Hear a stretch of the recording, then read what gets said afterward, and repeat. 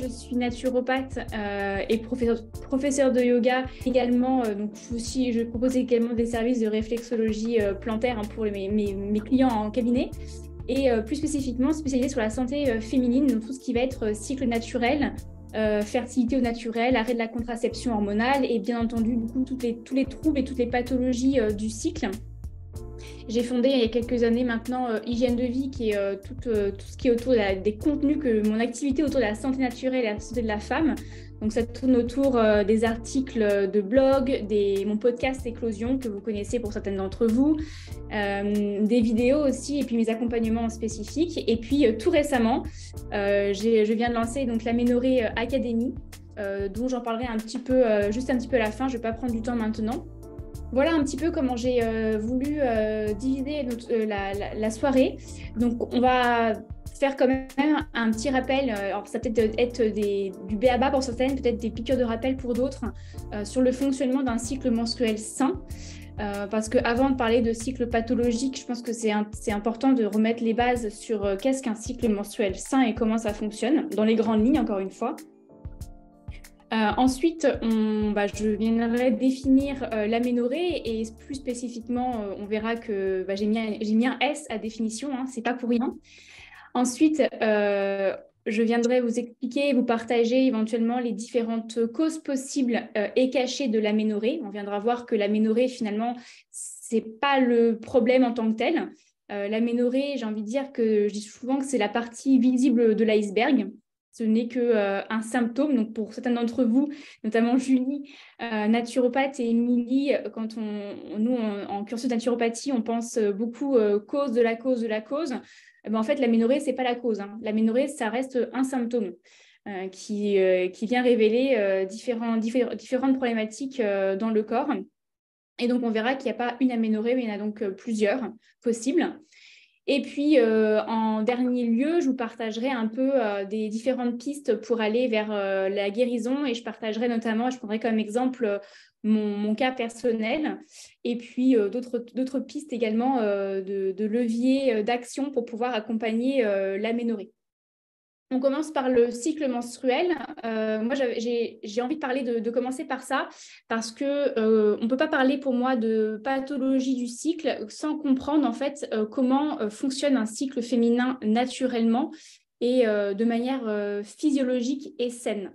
D'ailleurs, c'est souvent comment prendre soin de son cycle féminin et le plus naturellement possible. C'est malheureusement une question qui est parfois difficile à poser chez les gynécologues ou chez les médecins. En tout cas, moi, c'est le retour que j'ai eu en tant que femme et aussi en tant que professionnelle accompagnant des femmes sur la problématique du cycle, enfin la problématique, non, sur le cycle et les éventuelles problématiques du cycle. Et pourtant, il y a beaucoup de femmes qui souffrent de leur cycle. Alors, j'ai envie de dire des fois ce qu'on appelle les SPM, hein, les syndromes prémenstruels, donc, qui sont pour beaucoup d'entre nous quelque chose de banal et de banalisé, à savoir c'est normal d'avoir mal pendant ses règles, alors que non, encore une fois, ça c'est un symptôme d'un dérèglement bien plus profond, jusqu'à voir des pathologies type SOPK ou encore l'aménorrhée qui sont parfois un peu des problématiques prises à la légère. Alors que ça ne révèle en aucun cas un fonctionnement sain et physiologique du cycle menstruel. Donc pour moi, apprendre à connaître le fonctionnement du cycle menstruel, bien que si on souffre d'aménorrhée depuis même plusieurs mois, plusieurs années, on pense que ça ne sert à rien de savoir comment le connaître ni comment l'observer alors qu'on n'a pas de cycle. Bien si, pour moi, c'est la première étape, c'est apprendre à savoir comment ça fonctionne pour pouvoir ensuite mieux accepter et passer aussi le cap de vouloir se reconnecter à son cycle qu'on a parfois justement qu'on n'a plus depuis plusieurs mois à plusieurs années. Sachant que le cycle menstruel, vous le savez autant que moi, c'est quelque chose qui nous accompagne sur une très très grande partie de la vie, puisque le cycle menstruel débute lors de la ménarche. Donc la ménarche, c'est le mot technique pour dire début du cycle menstruel chez la jeune fille. Aujourd'hui, on l'estime à environ 13-15 ans. Vous allez me dire, c'est même un peu tard. Oui, maintenant, avec les perturbateurs endocriniens, la ménarche est de plus en plus tôt. Et la fin du cycle, la fin de la fertilité de la femme, à savoir la ménopause, est de plus en plus tôt également.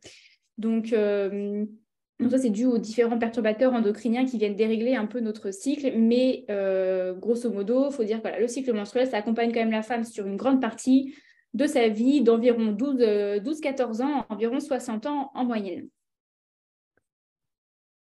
Alors, comment ça fonctionne de manière très, très, très macro? Encore une fois, parce que le but, c'est pas de vous faire un cours entier sur le fonctionnement du cycle, mais juste pour voir un petit peu et remettre les bases et le b.a-ba chez tout le monde. Le cycle menstruel, ce qu'il faut savoir, c'est que déjà, il débute d'abord dans le cerveau. Et ça, c'est important à garder en tête, notamment quand on parle d'aménorrhée. Ça commence dans le cerveau et il est créé et contrôlé par un enchaînement de différentes cascades hormonales sécrétées par les ovaires, mais aussi par deux autres structures situées dans le cerveau, à savoir l'hypothalamus et l'hypophyse. Donc, c'est d'abord au niveau de l'hypothalamus et de l'hypophyse que va démarrer le cycle menstruel. Et ensuite, la cascade hormonale va se poursuivre un peu plus bas dans le corps, à savoir au niveau du système reproducteur féminin. Donc, il y a vraiment une autoroute cerveau-ovaire en perpétuel fonctionnement, avec un fonctionnement qui doit être vraiment dans les deux sens et en continu. Si jamais ce fonctionnement, cette autoroute dysfonctionne, justement, c'est là que peuvent apparaître différents troubles du cycle. Des troubles du cycle, un cycle présent mais déséquilibré, avec certaines douleurs, etc., voire une absence de cycle dans le cas notamment de l'aménorrhée. Deuxième rappel fondamental et de base, mais je le rappelle quand même, c'est-à-dire le fonctionnement vraiment du cycle menstruel qui se réalise en 4 grandes phases. Le cycle menstruel de la femme, et notamment on parle encore d'un cycle sain, parce qu'on peut parler de pathologie du cycle dont on n'évoquera pas forcément le cas aujourd'hui, parce qu'on parle d'un trouble particulier qui est l'aménorrhée, mais dans d'autres typologies de troubles, on peut avoir justement un dysfonctionnement de ces 4 phases-là, et on peut avoir des cycles justement qui certes existent, donc il y a vraiment une cascade hormonale chez la femme, mais il y a l'une de ces étapes qui est omise. Donc, dans un cycle menstruel sain, on a bien 4 phases, sachant que le premier jour du cycle démarre le premier jour des menstruations. Et ensuite, on vient parcourir les différentes phases. La durée exacte d'un cycle, bien, je vais vous le demander d'ailleurs. Vous diriez combien? Combien dure en moyenne un cycle menstruel sain? Quelle est la durée d'un cycle menstruel sain? Est-ce que vous avez une idée? Bon, on va rentrer enfin dans le vif du sujet. J'ai envie de vous poser un peu la question. Pour vous, c'est quoi l'aménorrhée? Donc, en effet, l'aménorrhée, c'est l'absence de l'observation d'un écoulement, d'un saignement. On parle plutôt d'aménorrhée quand il y a absence de menstruation. Sachant que je ne vais pas m'étaler plus que ça, j'ai un épisode de podcast dédié d'ailleurs, on n'a pas que les menstruations comme type de saignement normaux. Chez une femme, durant un cycle menstruel, on peut saigner à différents moments, de manière différente, et ce n'est pas forcément des menstruations. Pour revenir sur des bases, on peut définir deux grands types d'aménorrhée chez la femme. On a l'aménorrhée qu'on appelle primaire. Donc, l'aménorrhée primaire correspond à l'absence des règles à l'âge d'environ 15 ans. C'est-à-dire qu'en gros, quand on prend la ménarche qui arrive vers 12-13 ans et on prend un petit délai. Donc, chez une jeune femme, par exemple, de 15 ans qui n'a jamais connu de menstruation, on peut parler d'aménorrhée primaire. Donc, chez les femmes de l'âge de 15 ans qui ont une croissance normale et des caractères sexuels secondaires, à savoir, par exemple, la pilosité, le développement mammaire, etc. L'aménorrhée secondaire, elle, c'est l'absence de règles, l'absence de menstruation chez une femme qui a déjà connu au préalable sa ménarche et un cycle menstruel. C'est chez les femmes qui avaient des cycles auparavant réguliers, donc par exemple à chaque fois un cycle de, 32 jours régulièrement. On parle d'aménorrhée secondaire avérée, donc diagnostiquée, si les menstruations sont absentes depuis 3 mois ou plus. Alors, on va plutôt parler de cycle. Je n'aime pas parler de mois parce que selon le nombre de jours, des fois, on n'est pas en mois. Donc, chez une femme qui avait des cycles réguliers au préalable, si pendant 3 cycles ou plus, elle n'observe pas de menstruation, on pourra parler d'aménorrhée secondaire. pour des personnes, pour des femmes qui avaient des cycles vraiment au préalable assez irréguliers, là, on pourra parler d'aménorrhée secondaire lorsque les menstruations sont absentes depuis plus de 6 cycles. On parle de 6 mois et moi, je préfère parler de 6 cycles. Alors, on parle de mois parce que quand on parle d'absence de menstruation, c'est plus compliqué de savoir si on est encore dans un cycle ou pas. Donc, on peut garder quand même le nombre de mois en tête, sachant que si jamais vous êtes une femme qui avait des cycles de 35 jours, faut penser à des gros mois. Si vous avez des cycles de 20 jours, faut penser plutôt à des petits mois. Si jamais le cycle dysfonctionne, là, il peut y avoir 2 possibilités. On peut avoir un cycle qui est anovulatoire et sans flux menstruel. C'est ce que je disais tout à l'heure, on a des menstruations lorsque l'on ovule. Donc, si on n'a pas de menstruation, c'est que potentiellement, on n'a pas ovulé. On est dans un cycle qui est anovulatoire. En cas de dysfonctionnement d'une partie de la cascade hormonale que l'on a vue, qui est quand même assez complexe, alors on peut avoir des troubles ovulatoires qui vont se produire. Par exemple, le cycle, on peut avoir un dysfonctionnement au niveau du cerveau, par exemple, et donc du coup va générer derrière des troubles au niveau de l'hypothalamus, de l'hypophyse. Donc, s'il n'y a pas de sécrétion par l'hypothalamus de GnRH, forcément derrière, on ne va pas avoir la FSH, et donc du coup, on n'aura pas les œstrogènes, etc. Donc, on peut avoir ici des perturbations au niveau hormonal. Forcément, s'il y a perturbation au niveau développement folliculaire et qu'on reste notamment, comme je disais tout à l'heure, dans la phase folliculaire, potentiellement, on n'aboutit jamais à l'ovulation, donc on n'aboutit jamais à des menstruations. Alors, les impacts sur la santé de la femme. Ce qu'il faut savoir, c'est que, à titre personnel et également chez beaucoup de femmes, moi, j'entends dire de ne pas avoir ses règles, c'est pas très grave. De toute façon, tant que vous ne voulez pas être enceinte, il n'y a pas mort d'homme. Revenez me voir quand vous voulez être enceinte et je vous donnerai une petite pilule pour ovuler et basta. Sauf qu'en fait, ce qu'il faut savoir, c'est que le cycle menstruel de la femme, c'est le miroir de la santé de la femme. Donc, s'il n'y a pas un cycle menstruel normal, s'il n'y a pas évacuation des menstruations, forcément, derrière, il y a quelque chose qui ne va pas au niveau de la santé de la femme. À court terme, c'est-à-dire moins de 3 mois, mais on peut aussi aller sur moins de 6 mois, moins d'1 an, parce qu'on peut avoir des aménorrhées du type post-pilule. L'aménorrhée n'est pas préoccupante, à condition que le poids de la femme est convenable et dit de forme. Il n'y a pas de sous-poids, il n'y a pas de surpoids. C'est-à-dire que ça correspond à l'ensemble des besoins énergétiques de la femme par rapport à ses dépenses. Que derrière, il y a un état de vitalité qui est relativement suffisant, qu'il n'y a pas de fatigue chronique importante, que le niveau de toxémie du corps est convenable, puisqu'encore une fois, s'il n'y a pas de menstruation, c'est une porte de sortie en moins pour les déchets. Dans ces cas-là, et qu'aussi la femme ne vit pas de manière, n'éprouve pas un mal-être vis-à-vis de cette aménorrhée-là, les conséquences sont assez infimes. Par contre, lorsqu'on commence à passer une année et plusieurs années, là, on peut avoir vraiment des conséquences sur le moyen et long terme, à savoir les plus connus, l'ostéopénie, l'ostéoporose, l'arrêt cardiaque, puisque les œstrogènes rentrent en considération en compte dans le système cardiovasculaire, et bien entendu, derrière aussi des problématiques d'infertilité de la femme.